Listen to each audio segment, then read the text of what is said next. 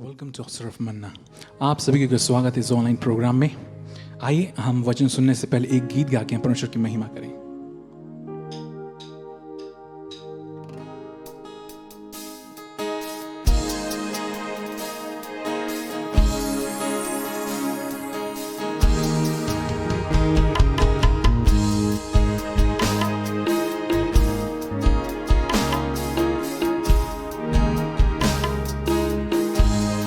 बुला रहा यीशु बुला रहा,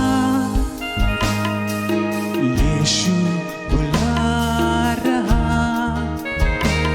तेरा नाम ले लेकर तुझे यीशु बुला रहा, तेरा नाम ले लेकर तुझे यीशु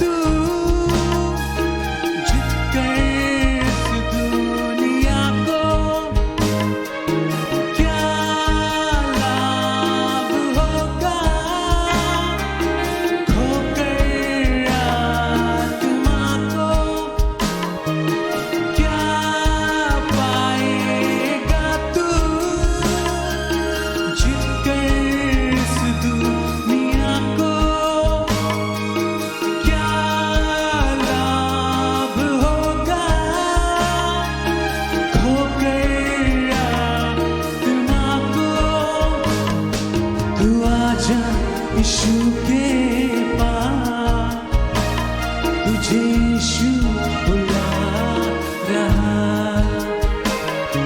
तू आजा यीशु के पास तुझे यीशु बुला रहा, यीशु बुला रहा,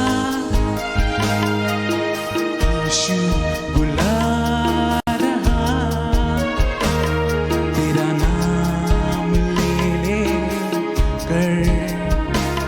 तुझे यीशु बुला रहा, तेरा नाम ले लेकर तुझे यीशु बुला रहा।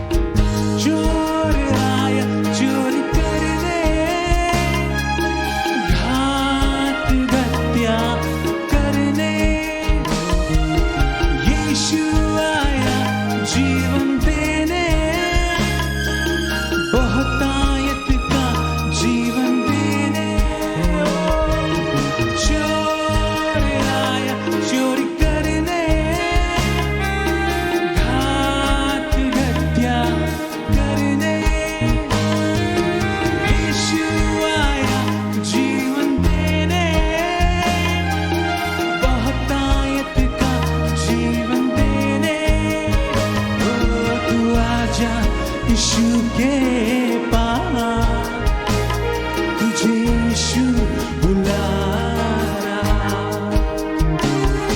तू आजा यीशु के पास तुझे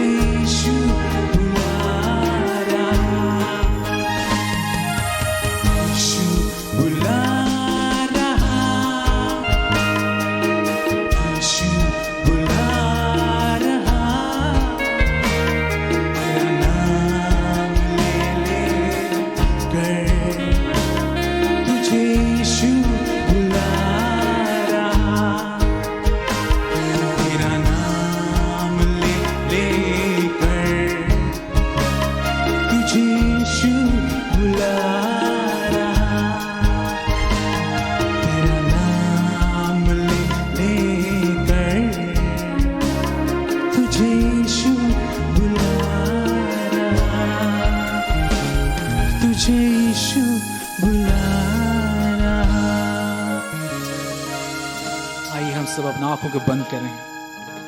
धन्यवाद देते हैं खुदाम परमेश्वर सुंदर दिन और समय के लिए लॉर्ड। हालेलुया। खुदाम परमेश्वर जो वचन अभी दिया जाएगा लॉर्ड, हालेलुया, उससे सुन के हम परमेश्वर हालेलुया समझने में और अपने जीवन में लागू करने के लिए सहायता मदद कीजिए। हम विश्वास करते हैं लॉर्ड आप यहाँ मौजूद हैं और जो देख रहे हैं वहाँ भी मौजूद हैं। ये सारी छोटी सी प्रार्थना को मैं मधुर में उठे यीशु मसीह के नाम से मांगता हूँ। इसे सुनिए और स्वर्गराज में ग्रहण कीजिए। आमीन।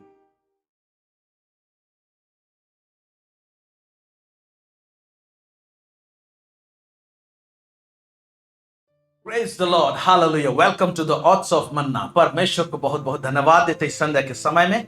परमेश्वर ने इस चैनल के द्वारा से हम सबों को इस समय जोड़ कर रखा है और हम विश्वास करते हैं कि इन दिनों में परमेश्वर अपने वचनों के द्वारा से, इस चैनल के द्वारा से आप सबों को बहुत आशीष कर रहा है। आप लोगों का फीडबैक के लिए धन्यवाद देते हैं, प्रार्थना के लिए धन्यवाद देते हैं और चैनल को जो आप सपोर्ट करते हैं उन सारे लोगों को हम धन्यवाद देते हैं जिसके कारण से हम इस टेलीकास्ट को लाने पाते हैं। Thank you so much. आइए आज के वचन में जाने से पहले हम लोग छोटी सी दुआ करते हैं।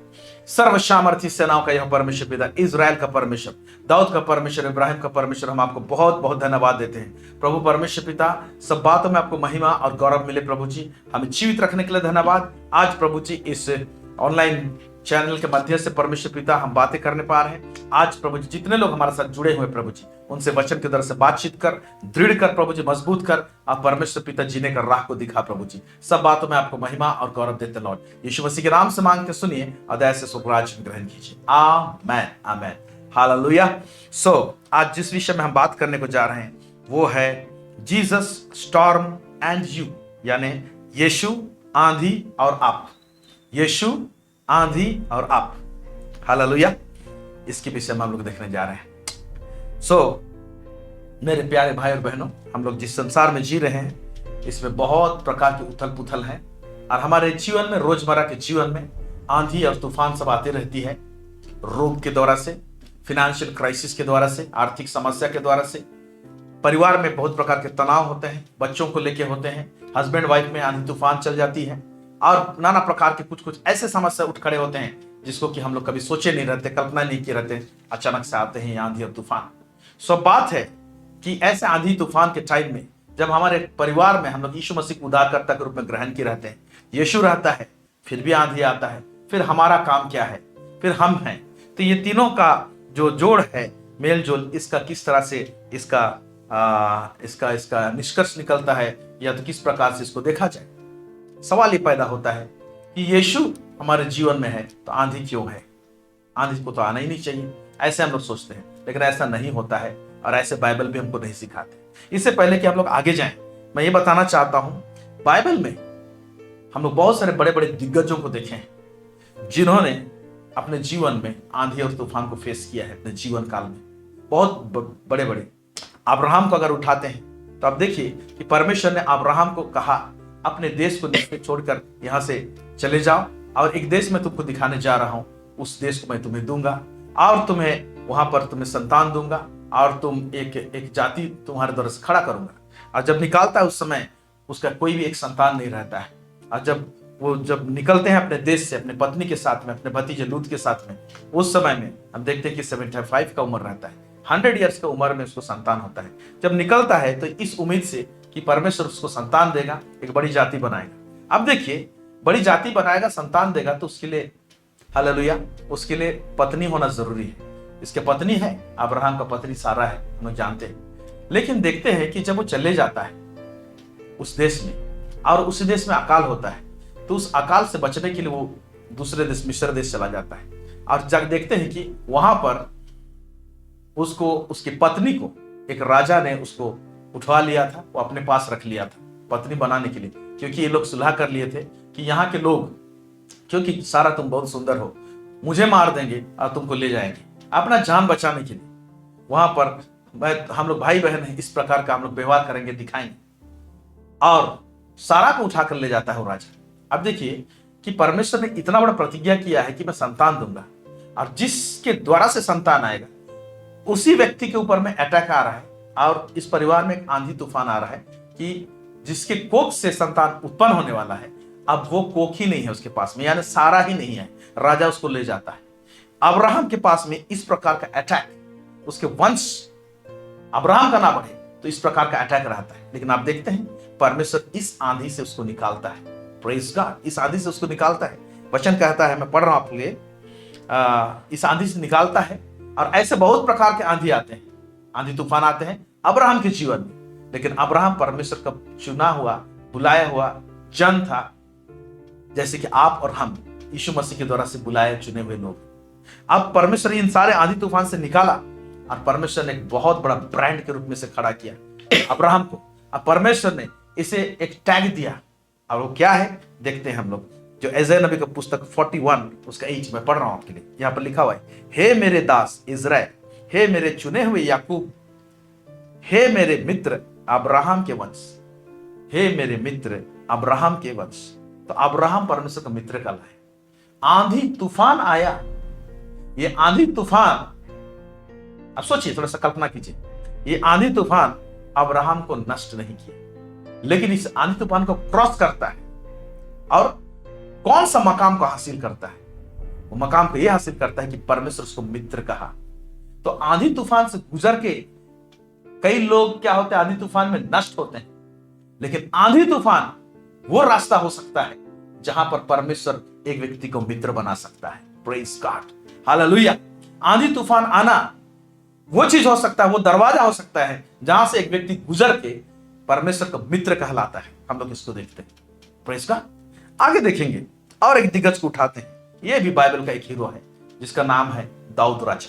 दाऊद के विषय में आप देखेंगे तो उसका भजन संहिता को पढ़ेंगे तो देखेंगे कि दुश्मन लोग मुझे घेर कर रखे हैं, हे परमेश्वर मेरी दुहाई को सुन, मेरी प्रार्थना पर कान लगा, मेरे दुश्मन नष्ट हो जाएं, मेरे दुश्मन ऐसे हो जाएं, बोल के बहुत जगह प्रार्थना की। साउल तो एक दुश्मन था, ओके, जो साउल राजा जो था उसके अंडर में दाऊद काम कर रहा था, लेकिन साउल उसका विरोधी हो जाता है क्योंकि दाऊद का फेम बढ़ जाता है, उसका मान सम्मान बढ़ने लगता है, उसी के राज्य में असिस्टेंट के रूप में रहकर भी बढ़ने लगता है। और उसके बाद में दाऊद जब राजा बनता है तो हम लोग देखते हैं कि उसके भी कितने सारे दुश्मन हुए। दाऊद बहुत लड़ाइयों को लड़ा है, बहुत सारे लड़ाई इनको लड़ा है, लेकिन लड़ने के बाद में भी दाऊद एक सक्सेसफुल राजा हुआ। वो खत्म नहीं हुआ, नष्ट नहीं हुआ, वो सक्सेसफुल राजा हुआ। ओके, इसके बावजूद भी, और उसके विषय में क्या कहा जाता है देखिए, दाऊद इतने सारे आंधी तूफान उसके जीवन में आए लेकिन एक सक्सेसफुल राजा आया। यहां पर देखिए कि निचोड़ दाऊद के विषय में क्या कहता है। दूसरा सामुएल उसका 7 उसका 1 से लेके 2 मैं पढ़ रहा हूं आपके लिए। यहां पर क्या लिखता है, जब राजा अपने भवन में रहता था और यहोवा ने उसको चारों ओर के सब शत्रुओं से विश्राम दिया था। वाह, कितना सुंदर लग रहा है। इस माहौल को देखिए, जब राजा अपने भवन में रहता था। राजा कहां पर है? ये राजा एक टाइम में गुफा भाग रहा था।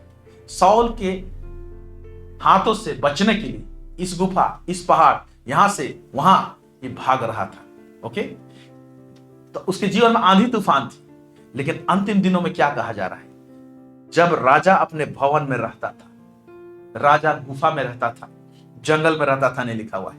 यह व्यक्ति जिसके जीवन में आंधी और तूफान आए, उसके अंतिम दिनों का बात ये कहा रहा है जब वो एज हो गया है। लिखता हुआ है जब राजा अपने भवन में रहता था। प्रेज गॉड, जंगल में रहता था नहीं, भटक रहा था नहीं, भवन में रहता था। फिर क्या कहता है, और यहोवा ने उसको उसके चारों ओर के सब शत्रुओं यानी सब आंधी से विश्राम दिया था। प्रेज गॉड, सब शत्रु यानी सब आंधी से विश्राम दिया था।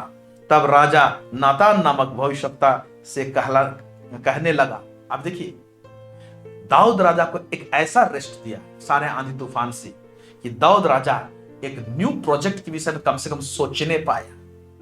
आंधी और तूफान आपको और मुझे अगर प्रभु में हैं और पकड़े हैं, थामे हैं, तो क्रॉस करने के बाद में हम लोग जिस पड़ाव में रहेंगे वहां पर हमारे पास न्यू प्रोजेक्ट के लिए सोचने के लिए वक्त भी रहेगा। एक न्यू प्रोजेक्ट को सोच सकते हैं और उस आंधी तूफान को क्रॉस करके हम एक नया प्रोजेक्ट के विषय में कल्पना कर सकते हैं। मरने नहीं देगा और परमेश्वर ऐसे नष्ट होने नहीं देगा। देखिए न्यू प्रोजेक्ट क्या है। नातान नबी से कह रहा है, देख मैं तो देवदारू के बने हुए घर में रहता हूं, परंतु परमेश्वर का संदूक तंबू में रहता है। नीचे आप पढ़ेंगे तो उसकी मानसा पता चलेगी। कहता है कि मैं तो भवन में रहता हूं, मेरा राज भवन है, लेकिन परमेश्वर का जो संदूक जो है वो तंबुओं में रहता है। यानी मैं एक भव्य मंदिर बनाऊं जहां पर परमेश्वर का संदूक रखा जाएगा।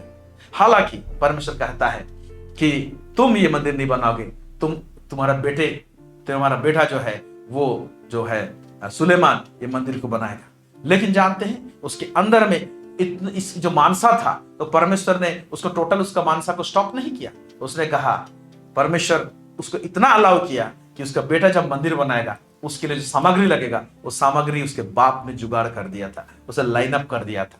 अब सोचिए, आंधी और तूफान उसके जीवन में आए, उसको क्रॉस करने के बाद वो एक ऐसा रेस्ट में है, वहां से भी उसके पास में प्रोजेक्ट है, वहां से उसके पास में विजन है।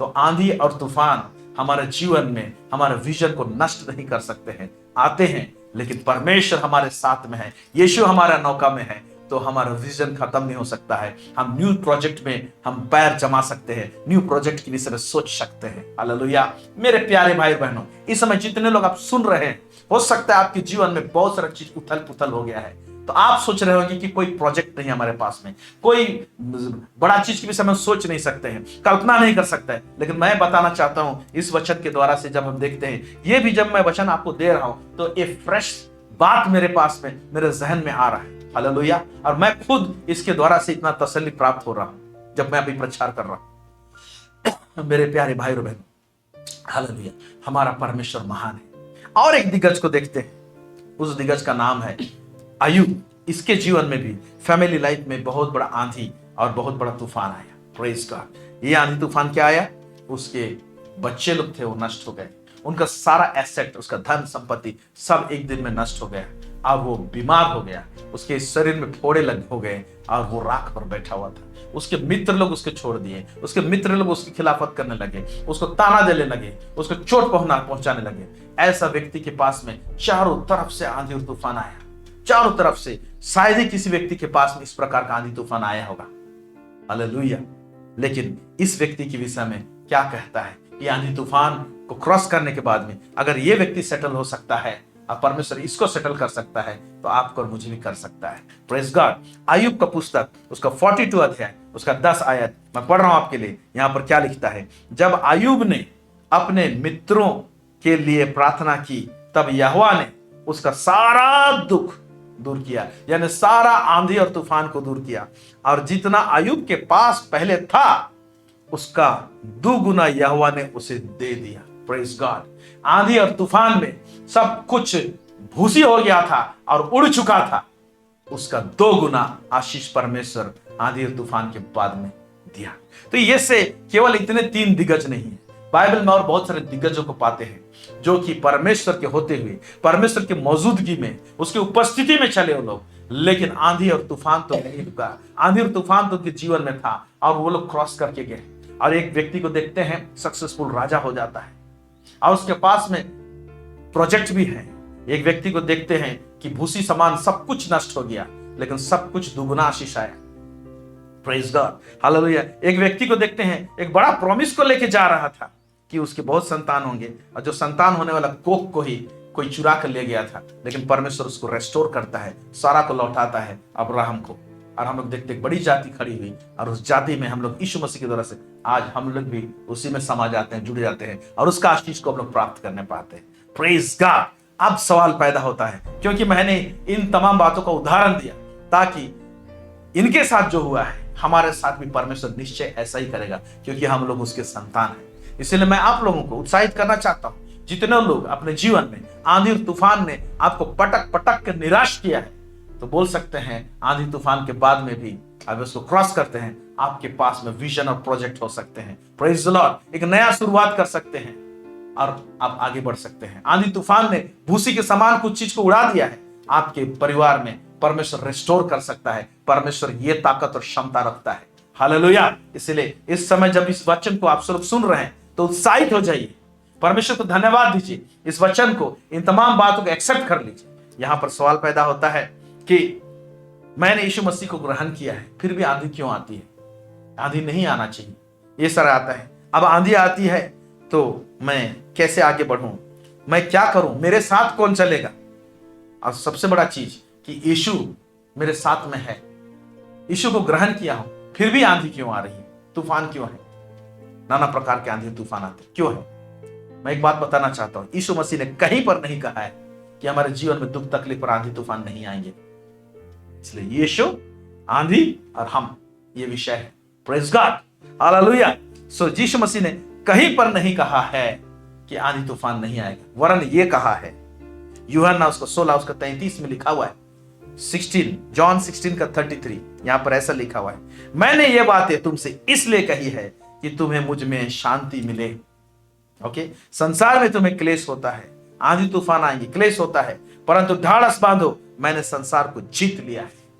यीशु मसीह भी आंधी तूफान से होकर गुजरा और संसार को जीत लिया है। और इसलिए ढाढ़स बांधो बोलता है, संसार में तुम्हें क्लेश होता है, होंगे, आएंगे, लेकिन मैंने संसार को जीत लिया है। मैंने इसलिए जीता है ताकि तुम मेरा अनुसरण करो और जीतने वाला मार्ग को इख्तियार करो, और उस मार्ग में होकर तुम भी जीत सकते हो, प्रभु कहा है। Praise God, hallelujah. भजन संहिता उसका 34 उसका 19 में यूं लिखा हुआ है, देखते हैं वहां पर क्या लिखता है।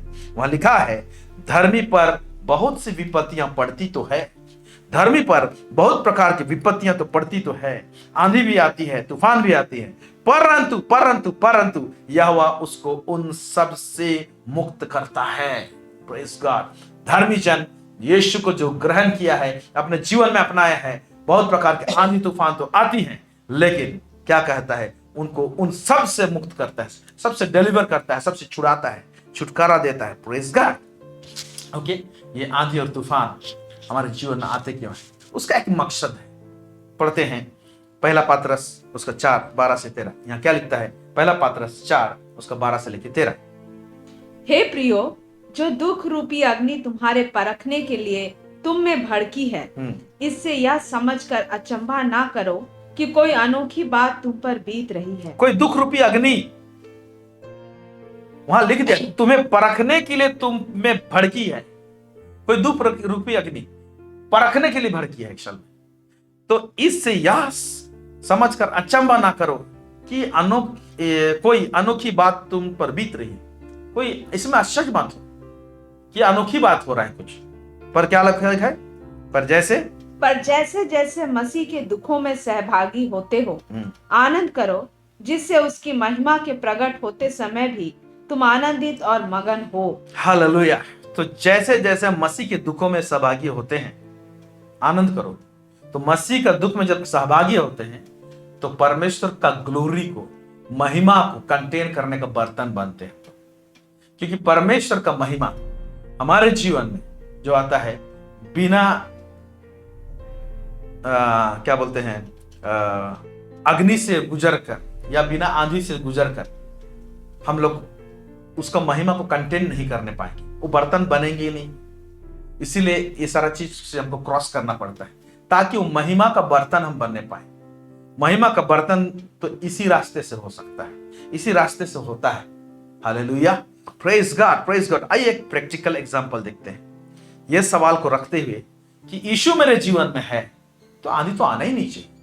ऐसा होता नहीं है, हम लोग प्रैक्टिकली जानते हैं। मरकुस रचित सुसमाचार उसका 4 अध्याय 35 से लेकर 41, मरकुस 4:35 से लेकर 41, यहां पर क्या लिखता है आइए देखते हैं। यहाँ पर का घटना सब लोग अच्छी तरह से वाकिफ हैं, लेकिन हम इसको चर्चा में डालेंगे। देखते हैं क्या लिखता है। उसी दिन जब सांझ हुई तो उसने चेलों से कहा, आओ हम पार चलें। बस सांझ हुई है, यीशु मसीह चेलों को बोल रहा है आओ हम पार चलें।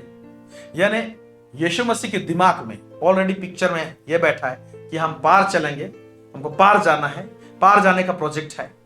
तो प्रभु आज आपका हाथ और मेरा हाथ को पकड़कर चलो बोल दिया है, चलो हम पार चले, चलो हम लोग उस मकाम में जाएं। आपको भी अगुवाई कर रहे हैं, मुझे भी अगुवाई कर रहे हैं। जब ये बात कर रही है, जब इनको बोला आओ हम पार चले, इसमें ये इंफॉर्मेशन नहीं दिया आओ हम पार चलें, पर ध्यान दिया जाए आंधी आएंगी, ऐसा नहीं बोला। आंधी का इंफॉर्मेशन नहीं दिया यहां पर। आओ हम पार चले, सिंपल इतना बात बोल दिया, पार चले मेरा योजना है। यानी मैं सोचा हूं प्रभु बोल रहा है तो मुझे तो लेके जाऊंगा पार, कैसे भी। बीच में का जो तामझाम है, बहुत सारा चीज होगा वहां पर, वो सब आएंगे, लेकिन पार चले मैं सोचा हूं तो मैं लेके जाऊंगा, ये मेरा मकसद है, ये मेरा जुनून है, प्रभु बोलता है। हालेलुया। आगे क्या लिखता है? और वे भीड़ को छोड़कर जैसा वह था वैसा ही उसे नाव पर साथ ले चले, और उसके साथ और भी नावें थी। हाँ। तब बड़ी आंधी आई और लहरें नाव पर यहाँ तक लगी कि वह पानी से भरी जाती थी। नाव पर, वहां पर हम झील में देखते हैं इतनी आंधी आई, और इस आंधी के कारण से जो पानी है वो पानी उछल उछल कर नाव में अभी प्रवेश कर रहा है। ओके, आंधी के कारण से प्रवेश कर रहा है। हमारे जीवन रूपी जो नौका है ना, इसमें यीशु मसीह है, फिर भी ये आंधी आके घुसता है, पानी को उछालता है, और हमारे अंदर में, हमारे जीवन में, हमारे परिवार में ये आता है, आने की कोशिश करता है। ऐसे टाइम में हम लोग देख रहे हैं क्या हो रहा है। पर वह आप पिछले भाग में गद्दी पर सो रहा था। हाँ, आंधी आ रहा है, तूफान आ रहा है, नीचे देखते हैं कि यीशु को जाके उठाना पड़ा। हे प्रभु उठ बोल के उठाना पड़ा। मैं सोच रहा हूं कि क्या क्या यीशु मसीह इतना गहरा नींद में था कि आंधी तूफान आ रहा है और वो उठ ही नहीं रहा है? क्या बात है? हम लोग कोई भी हिलाने से उठ जाते हैं, आंधी तूफान में नींद नहीं जाती। मैं समझता हूं यीशु मसीह पूरा होश हुआ उसमें, लेकिन सोया है। ओके, और वो ये देखना चाहता है कि इस समय में मैं जो कर सकता हूं आंधी तूफान रोकने के लिए, एग्जैक्टली ये चेले लोग कर सकते हैं। इसलिए मैं तो नहीं करूंगा, मैं सोता हूं, मैं लेटे रहता हूं। इनके पास में भी वही अधिकार है, क्योंकि मैं इनको बुलाया है, और उस अधिकार को इस्तेमाल करेंगे तो रिजल्ट देखेंगे। इसलिए आंधी तूफान को आने दिया प्रभु। इसलिए हम लोग ये नहीं बोल सकते हैं कि यीशु मसीह मेरा नौका में है, जीवन रूपी नौका में, और वहां पर आंधी नहीं आएगा या तूफान नहीं आएगा। अब इसके बाद में क्या होता है देखेंगे। तब उन्होंने उसे जगाकर उससे कहा, हे गुरु, क्या तुझे चिंता नहीं कि हम नष्ट हुए जाते हैं? हाँ, बोलता है, हे गुरु, क्या तुझे चिंता नहीं कि हम नष्ट हुए जाते हैं? अभी ये चेला लोगों को बोलिए, देखिए, बोले, हे गुरु, क्या तुम्हें चिंता नहीं कि हम नष्ट हुए जाते हैं? हम में तो सबको मिला दिया।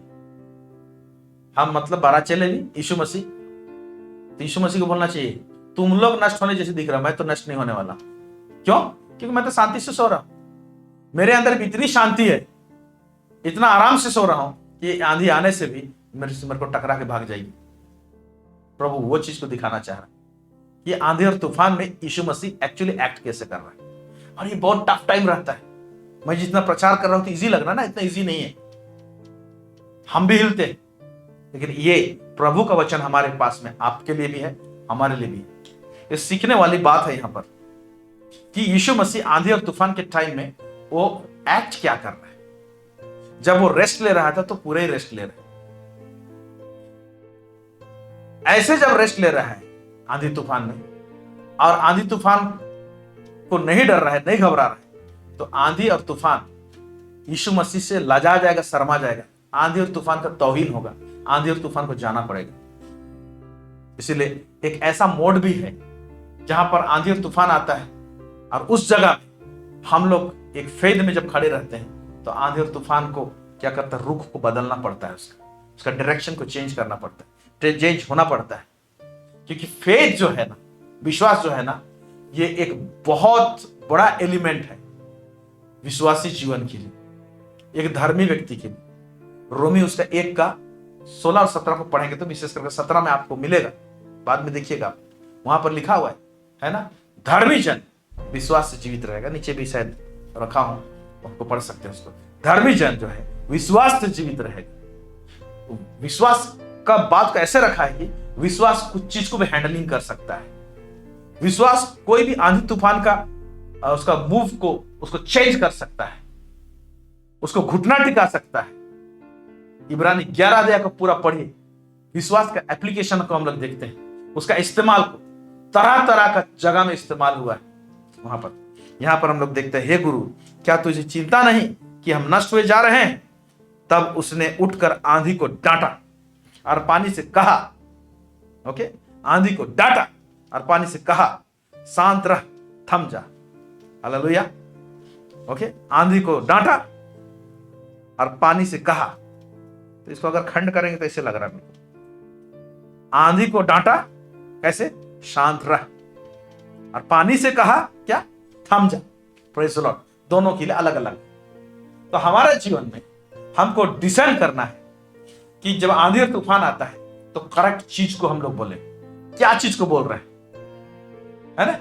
डांटा, थम जा बोल के, और पानी को कहा थम जा। Praise God.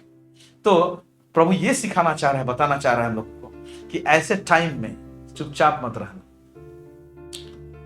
एक्चुअली यीशु मसीह इसलिए सोया था कि तुम लोग ही डांटो, और डांटोगे तो हो सकता है, क्योंकि यीशु मसीह इनको टीच करते रहता था। एक जगह में टीच किया है, एक जगह बोला है। यदि चेले लोग आके उसको पूछते हैं, यीशु को बोलते हैं, हे प्रभु हमारा विश्वास बढ़ा बढ़ा। ऐसे कि बढ़ा बोल रहे हैं जैसे कि कोई ऐसे पंप होगा जिसमें भर देने से विश्वास उनके अंदर में भर जाएगा। तो यीशु मसीह उत्तर देता है उनको, जब ये सवाल पूछते हैं, बोलता है, अगर किसी के पास में राई के दाने के बराबर भी विश्वास है तो इस पेड़ को कहेगा कोई उखड़ कर जाकर समुद्र में जा पड़, तो हो जाएगा। तो विश्वास बढ़ाने का जब बात करते हैं तो एक राई के दाने के बाद माने सरसों का जब मंजी होता है उसके बराबर अगर किसी के अंदर विश्वास है तो इतना बड़ा काम हो सकता है। बोलता है एक पेड़ है जो जड़ से लगा हुआ है, जड़ से उखड़ कर समुद्र में जा पड़ेगा। ओके, एक अजब टाइप का उदाहरण देता है। जड़ से उखड़ेगा और दूसरा जमीन में जाके वहां टिकेगा नहीं बोल रहा है। जड़ से उखड़ेगा और पानी में कहां पर जड़ लग सकता है क्या, वहां पर जड़ लगेगा। बड़ा अद्भुत चीज होगा बोलता है। ओके, जड़ जो होता है उसके लिए जमीन चाहिए, सॉइल चाहिए। अब बोलता है सॉइल से उखड़ेगा और वहां जा पड़, मतलब समुद्र में जा पड़ बोलने से वहां जाके लग जा। मैं तो इस संदर्भ में देख रहा हूं, पानी में जाके लग जा। पानी में तो डूबने का जगह में है, वहां पर जड़ पकड़ेगा, लगेगा। लेकिन प्रभु कहता है अगर विश्वास से ये चीज हो सकता है। इसीलिए विश्वास एक ऐसा चीज को हमारे जीवन के लिए दिया है, एक ऐसा एलिमेंट दिया है, एक ऐसा तत्व दिया है जो बहुत ही कीमती है। इसका परिभाषा को अगर जाने, हमारे इसी YouTube के चैनल में डायमेंशंस ऑफ फेथ बोल के 7 एपिसोड चलाए, शायद 1-1.5 साल पहले। अब जाके देखिएगा, अलग अलग आयाम जो है विश्वास का वो देखा जा रहा है उसमें। अब विश्वास के विषय में और भी शिक्षा है, इसलिए हम इन तमाम बातों को आप लोगों के बीच में ला रहे हैं। शांत रह, थम जा। और आंधी थम गई और बड़ा चैन हो गया। और उसने उनसे कहा, तुम क्यों डरते हो? क्या तुम्हें अब तक विश्वास नहीं? क्यों डरते हो तुम लोग? क्यों डरा तुम लोग? तुम लोग को डरना ही नहीं था, मुझे भी उठाने की जरूरत नहीं था। तुम लोग डांटता ना, हो जाता। Praise God. तुम लोग डांटता तो ये आंधी तूफान रुकता, क्योंकि मैं तुम्हारे साथ में। Praise God. मेरे बच्चे लोग हो तुम लोग, चुने हुए हो, प्रेरित हो। कहने का मतलब ये है। तो अब यहां 2 चीज को लाता है। क्यों डरते हो? डर मतलब फियर, हाँ। और बोलता है क्या तुम में अभी विश्वास नहीं? तो डर का और विश्वास का सल्यूशन क्या है, उसका हल क्या है? मैं एक एक वचन लेकर आया हूं। ओके, डर का सल्यूशन क्या है? डर का निवारण कैसे करें? ओके, अगर आप और हम कंटिन्यूअसली परमेश्वर के ऊपर में फोकस करते हैं, हमारा नजर को टिका कर रखते हैं, परमेश्वर को ताकते रहते हैं। ओके, और कैसे ताकेंगे? उसके वचन के ऊपर में तब ताकेंगे। परमेश्वर को ताकते रहते हैं, तब जाके हम लोग डर से, हम लोग भय से हम लोग बच सकते हैं। आइए एक वचन को देखेंगे, आइज़ाया नबी का पुस्तक, उसका 41, उसका 8 से लेकर 10। ध्यान दीजिए, कंटिन्यूअसली। मैं ये नहीं बोल रहा हूं कि रुक रुक के फेज में परमेश्वर को देखना, है ना। जब 24 आवर्स निरंतर, दाऊद कहता है मैं निरंतर मैंने यहोवा को अपने सम्मुख रखा है, मैं ना डगमगाऊंगा, बोलता है। Praise God. क्योंकि मैंने निरंतर यहोवा परमेश्वर को अपने सम्मुख रखा है, इसीलिए दाऊद नहीं डगमगाता था। आता था, आंधी तूफान आया और स्थिर रहा उसका गति। आज आइज़ाया नबी का पुस्तक में 41 उसका 8 से 10 में क्या लिखता है, पढ़ेंगे। हे मेरे दास इज़राइल। हाँ, इसमें अपना नाम लिख सकते हैं। हे मेरे दास इज़राइल, इज़राइल में अपना नाम लिखिए, वहां पर काटिएगा मत, अंडरलाइन कीजिए, ऊपर में अपना नाम लिख सकते हैं। हाँ, हे मेरे चुने हुए याकूब। हाँ, हे मेरे मित्र अब्राहम के वंश। ओके। तू जिसे मैंने पृथ्वी के दूर दूर देशों से लिया। हाँ, तू जिसे मैंने पृथ्वी के दूर दूर देशों से लिया। सेम चीज तो हमारे साथ है। इस पाप रूपी दुनिया से हम लोग को उठा लिया, ले लिया है, अपना लिया है परमेश्वर। फिर और पृथ्वी की छोर से बुलाकर यह कहा, तू मेरा दास है, मैंने तुझे चुना है और तजा नहीं। मैंने तुम्हें चुना है और तुझे तिरस्कार नहीं किया, तुझे रिजेक्ट नहीं किया। हमको भी परमेश्वर चुन लिया, हमको रिजेक्ट नहीं किया। सेम कैटेगरी में हम लोग आते हैं। फिर आगे, मत डर क्योंकि मैं तेरे संग हूँ। एक एक खंड, मत डर क्योंकि मैं तेरे संग हूं। लेकिन बोल सकते प्रभु तू तो संग है लेकिन आंधी है। हाँ आएगा, क्योंकि आंधी का आना उसका एक मकसद है। हमारा परखा हुआ विश्वास सोने और चांदी से भी कहीं बहुमूल्य है बोल के बोलता है बच्चा। तो इसलिए मत डर, मैं तेरे संग हूं। फिर इधर उधर मत ताक। एक मिनट, इसको मेरे पिताजी एक्सप्लेन करते थे। देखो बेटा यहां पर लिखा हुआ इधर उधर मत ताक, तो नेक्स्ट क्वेश्चन पूछते थे। मेरे पिताजी क्वेश्चन भी पुटअप करते थे और आंसर भी देते थे। तो इधर उधर मत ताक, तो किधर भी तो ताकना पड़ेगा। किधर ताकू प्रभु? प्रभु कहता मेरे तरफ ताक। ऐसे मेरे पिताजी एक्सप्लेन करते हैं, इधर उधर मत ताक। फिर क्योंकि मैं तेरा परमेश्वर हूँ। क्योंकि मैं तेरा परमेश्वर हूं, मेरे ओर ताक बोलता है। फिर मैं तुझे दृढ़ करूंगा। हाँ, मैं तुम्हें दृढ़ करूंगा और तेरी सहायता करूंगा। और तेरी सहायता करूंगा। अपने धर्म में दाहिने हाथ से मैं तुझे संभाले रखूंगा। अपने धर्म में दाहिने हाथ से मैं तुम्हें संभाले रखूंगा। Praise God. आंधी और तूफान के टाइम में total focus upon God, upon prayer, वचन का स्टडी, ये सारा चीज हम लोग फोकस करने पाएंगे तब परमेश्वर पर। जब फोकस्ड रहेंगे ना तो डर को झुकना पड़ेगा। Hallelujah, praise God, praise God. एक बड़ा तगड़ा चीज मैं बताने जा रहा हूं, यहां पर ध्यान से सुनिएगा। स्लाइटली बोल रहा हूं। परमेश्वर ने हमको जो हार्ट दिया है, हृदय दिया है, हार्ट, ओके, बाइबल में देह, प्राण और आत्मा हमें बताया गया है। हम लोग शरीर है दिया है परमेश्वर, प्राण यानी सोल दिया है और आत्मा दिया है ना, यानी स्पिरिट। ओके, लेकिन हम लोग बाइबल में हृदय भी बोलते हैं, हार्ट भी बोलते हैं। भैया ये हार्ट क्या है? देह, प्राण, आत्मा, समझ रहे हैं? हार्ट एक तो नया चीज दिख रहा है। तो हार्ट, प्राण और आत्मा का बीच में जो जंक्शन होता है ना, ओके, जंक्शन, उसको हार्ट बोलते हैं। तो जो हार्ट है, हृदय, इसको देह, प्राण, आत्मा कभी एक्सप्लेन करेंगे, कभी सीरीज चलाएंगे, सोचते हैं, तब वहां पर अच्छी तरह से एक्सप्लेन करेंगे हम उसको। तो ये हार्ट है हम लोग को जो दिया है परमेश्वर, जो जंक्शन के रूप में रहता है, जो प्राण और आत्मा के बीच में। और हार्ट बोलने से हम लोग का जो एक पाव का जो हृदय है ना, जो दिल का धड़कन है, उसको नहीं बोल रहा हूं। स्पिरिचुअल हार्ट है, स्पिरिचुअल मैटर से बना है। ओके, एक आत्मिक तत्वों से बना हुआ है वो हार्ट। वो हार्ट को प्रभु ऐसे डिजाइन किया है जिसमें बहुत भारी विश्वास उसमें समा सकता है। डिजाइन ही परमेश्वर ऐसे किया है।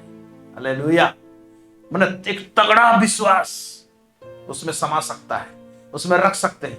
वो हृदय एक ऐसा तिजोरी है जिसमें थोड़ा मोड़ा, हम लोग बाइबल में देखते हैं अल्प विश्वासी के दिखता है, कमजोर विश्वास के विषय में दिखता है, बड़ा विश्वास के विषय में देखते हैं। ये सब है कैटेगरी, है ना। कहां है तुम्हारा विश्वासी नहीं है, ऐसे भी बात देखते हैं।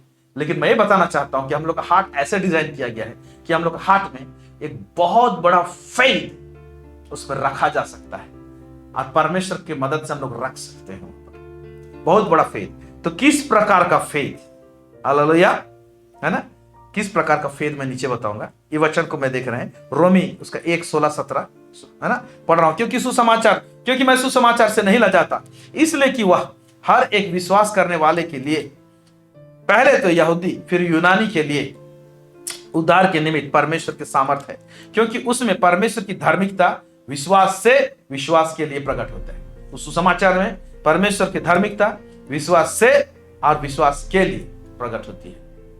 Praise God.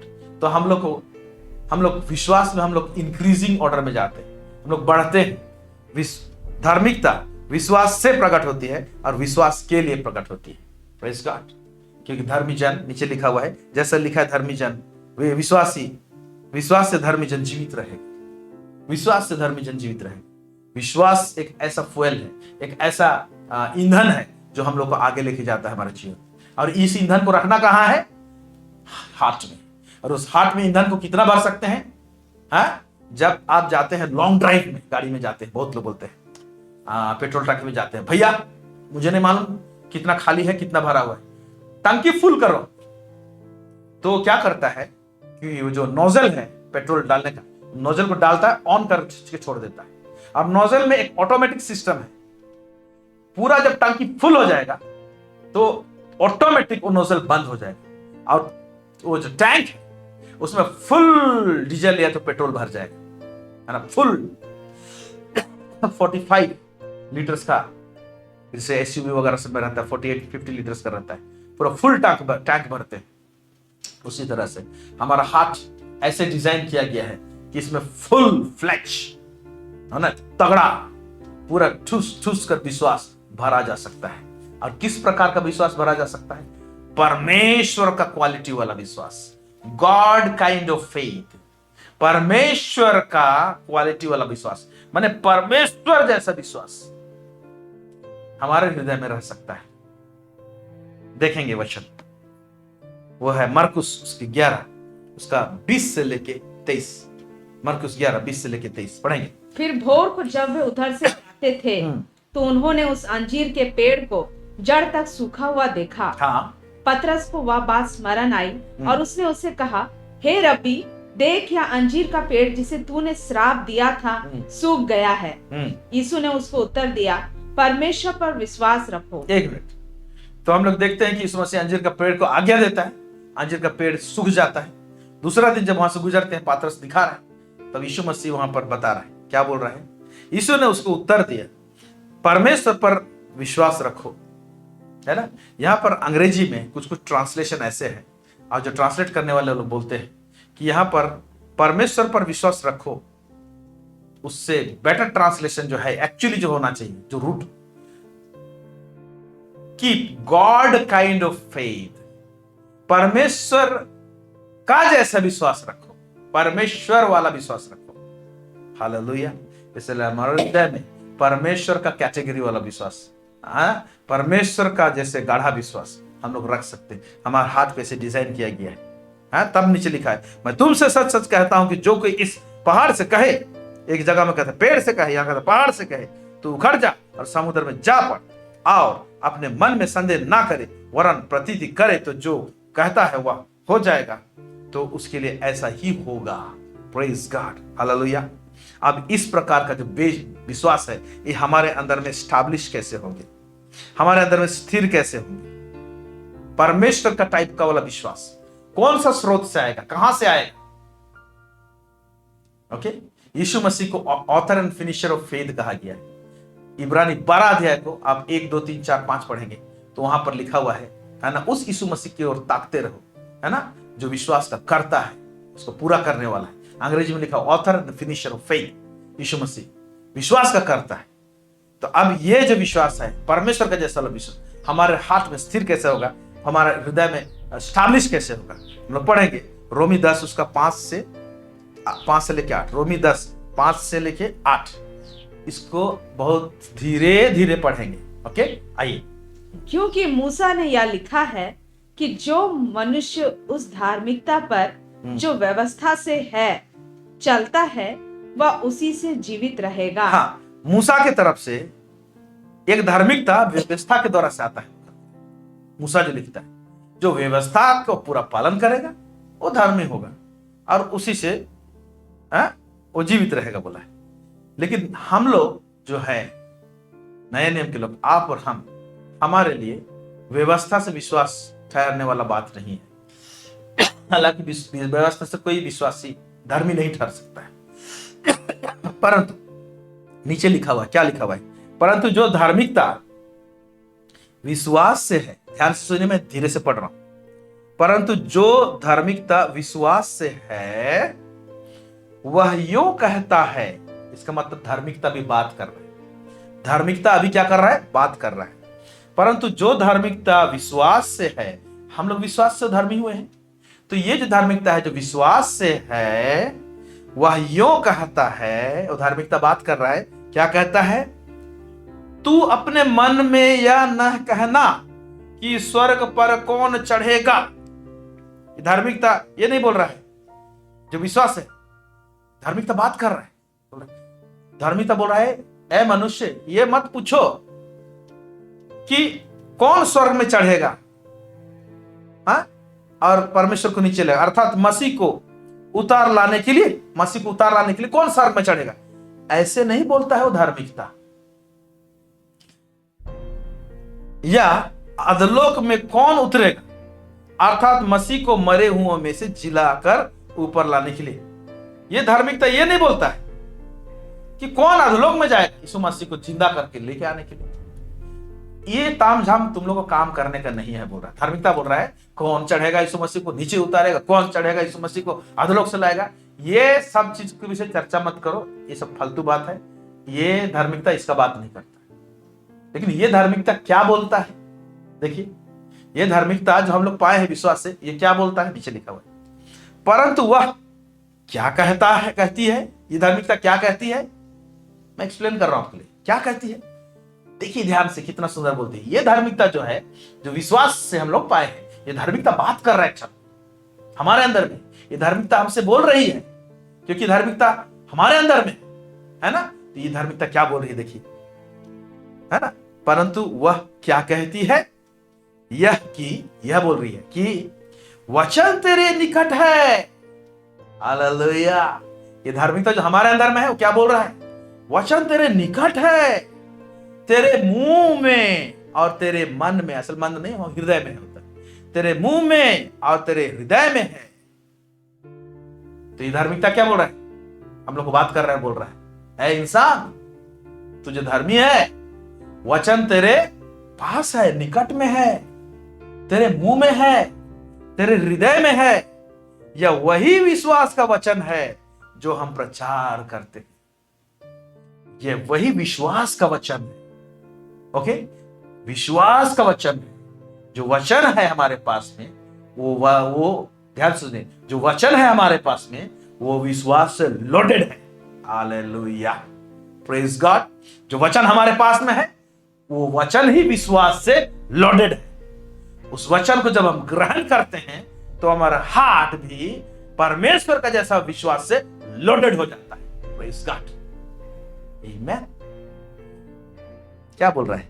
यह वही विश्वास का वचन है जो हम प्रचार करते हैं। तो जो वचन आप सुन रहे हैं ना, उस वचन में ही फेथ बैठ के आ रहा है, लोडेड है। और यह वचन हमारे मुंह में है, हमारे हृदय में है, हमारे निकट है। तो अब क्या बोल रहा है? ये वचन को इस्तेमाल करो।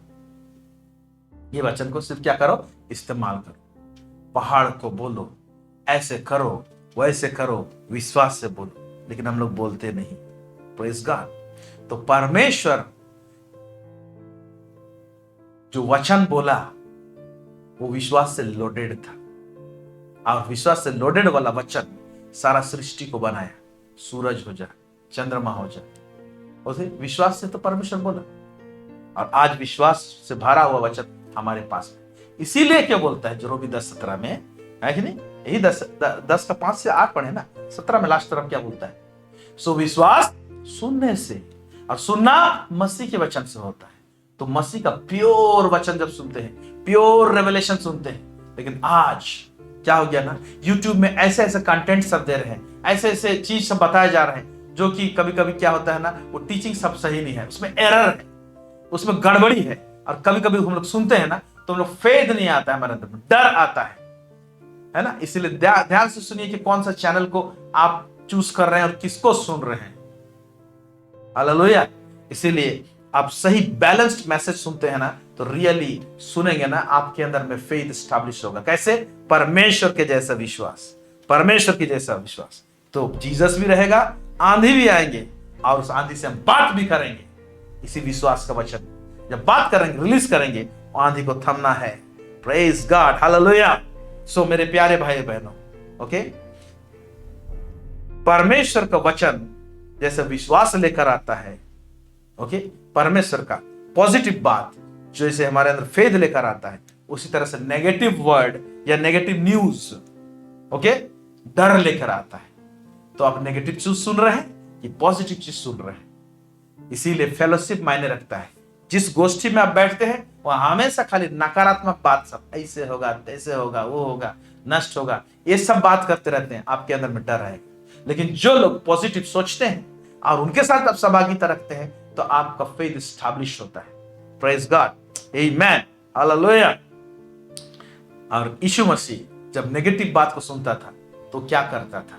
आइए एक उदाहरण तो देखते हैं।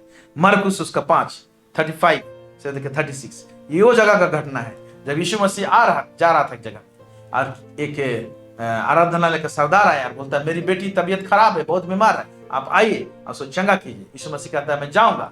जब जा ही रहा था उस समय हम लोग देखते हैं 12 साल से लहू बहने वाला बीमारी वाला एक स्त्री आती है वहां पर, और यीशु के कपड़े को छू लेती है और चंगी हो जाती है, और भीड़ भड़ाका हो जाता है, ऊपर चर्चा चल रहा है। उसी टाइम में खबर आता है ये सूबेदार ये व्यक्ति का घर से कि आपकी बेटी मर गई है। उस जगह का घटना है, देंगे पढ़ेंगे मरकुस 5:35 से लेकर 36। वह यह कह ही रहा था कि आराधनालय के सरदार के घर से लोगों ने आकर कहा तेरी बेटी तो मर गई। तेरी बेटी तो मर गई, नेगेटिव भाषा सब वर्ड आ गया। हाँ, अब गुरु को क्यों दुख देता है? हाँ, जो बात वे कह रहे थे, जो बात वे कह रहे थे उसको यीशु ने अनसुनी करके। हाँ, एक मिनट, जो बात वो लोग कह रहे थे तो यीशु मसीह के विषय में क्या लिखा हुआ है? यीशु मसीह कैसे रिएक्ट कर रहा है? उसने अनसुनी किया, लेकिन जिसके ऊपर में आफत आया था वो तो सुन रहा था। ओके, यीशु मसीह के स्थान में अपने आप को रखें। क्यों यीशु मसीह अनसुनी किया? क्योंकि यीशु मसीह भी कुछ भी चीज करता था तो फेथ से करता था, विश्वास से करता था। हालेलुया। कि यीशु मसीह कोई ऐसा मैजिक नहीं करता था, वो विश्वास से ही करता था। चंगाई सब विश्वास से करता था। उसको होली स्पिरिट का से अभिषेक किया गया था। हम लोग को भी पवित्र आत्मा से अभिषेक किया गया है। ओके, तो हम लोग भी तो विश्वास से ही करेंगे ना, और कैसे करेंगे? यीशु मसीह भी सेम ऐसे करता था। Okay, full man full God था। ओके, तो अभी यीशु मसीह के लिए चैलेंज क्या था मालूम? यीशु मसीह निकला तो था रास्ता में एक बीमार बेटी को चंगा करने के लिए। समस्या था बीमारी, बेड रिडन, वो खटिया में पड़ी हुई, जिंदा है। अब उसको ठीक करने के जा रहा है तो समस्या तो बढ़ गई। अब न्यूज क्या है? अब न्यूज है बेटी मर गई। तो यीशु मसीह का दिमाग क्या करेगा? हम लोग अभी यीशु मसीह की जगह हम लोग को रखेंगे। हम निकले थे इसको सॉल्व करने के लिए। प्रॉब्लम तो उस समय छोटा था, लेकिन आधा रास्ते तक जाने के बाद तो प्रॉब्लम तो और बड़ा हो गया। वो प्रॉब्लम का जब न्यूज आया तो और बड़ा हो गया। तो यीशु मसीह क्या किया? अनसुना किया। फिर क्या कहता है? आराधनालय के सरदार से कहा मत डर, केवल विश्वास रख। यही ये राइट करना है। तो यीशु मसीह भी नहीं डरा और विश्वास किया, मैं जाऊंगा और वो जिंदा होगी। Praise God, hallelujah. तो यीशु है, आंधी भी रहेंगी, और हम हैं और यीशु है, दोनों मिलके इस आंधी को हम लोग लड़ सकते हैं और रोक सकते हैं। मैं तुम्हारे साथ में हूं, मत डर, इधर उधर मत ताक, मैं तुम्हारे परमेश्वर हूं और मैं तुम्हें अपने धर्म हाथों से संभाल कर रखूंगा, बोलता है परमेश्वर। Praise God. इसीलिए मेरे प्यारे भाई बहन, इस बात को याद रखें। हम लोग का हार्ट ऐसे डिजाइन किया गया है कि परमेश्वर का जैसा फेथ इसमें रह सकता है। इसीलिए तो यीशु मसीह को बोलना पड़ा, अगर तुम विश्वास करोगे तो इससे भी बड़े बड़े काम करोगे जो मैं करता हूं। क्योंकि फेथ से यीशु मसीह से बड़ा काम किया है, उससे भी बड़ा बड़ा काम किया जा सकता है। यीशु मसीह ने ओपन चेक दे दिया है और छोड़ दिया है। Do it, hallelujah. जो लोग यहोवा को जानते हैं, अपने परमेश्वर को जानते हैं, वो लोग बड़े बड़े हियाव बांधकर बड़े बड़े काम करेंगे। इस अंतिम दिनों में कहा गया है। हालेलुया मेरे प्यारे भाई बहनों। इसीलिए ये जो सवाल वाजिब नहीं है कि मेरे जीवन में यीशु है लेकिन आंधी क्यों है। आंधी इसलिए है ताकि उस आंधी को चीर कर आप दाऊद राजा के समान रेस्ट पा सकते हैं। उसके बाद भी एक प्रोजेक्ट हो सकता है। आंधी को क्रॉस करके अय्यूब के समान डबल रेस्टोरेशन हो सकता है। आंधी को चीर कर हम लोग अब्राहम के समान एक बड़ा ब्रांड बन सकते हैं। Praise God. प्रभु इस वचन में बहुत अधिक आशीष दे आप सब। God bless you. प्रार्थना करते हैं। सर्वसामर्थी सेनाओं का यह परमेश्वर पिता, इज़राइल का परमेश्वर, दाऊद का परमेश्वर, इब्राहिम का परमेश्वर, प्रभु जी हम आपको धन्यवाद देते हैं इन वचनों के द्वारा से हमें दृढ़ करने के लिए, हमें उत्साहित करने के लिए प्रभु परमेश्वर, हमें चार्ज करने के लिए प्रभु हम प्रार्थना करते हैं। मेरे प्यारे भाई और बहनों, आज जो ये वचन आप लोग सुने हैं, आपके अंदर में इस समय जो चिंगारी जल रही है, उस चिंगारी को जलने दीजिए। उसके लिए परमेश्वर को धन्यवाद दीजिए। Hallelujah, praise God almighty. हम प्रार्थना करते हैं प्रभु जी, हमारे सामने प्रभु जी जीत है प्रभु परमेश्वर पिता।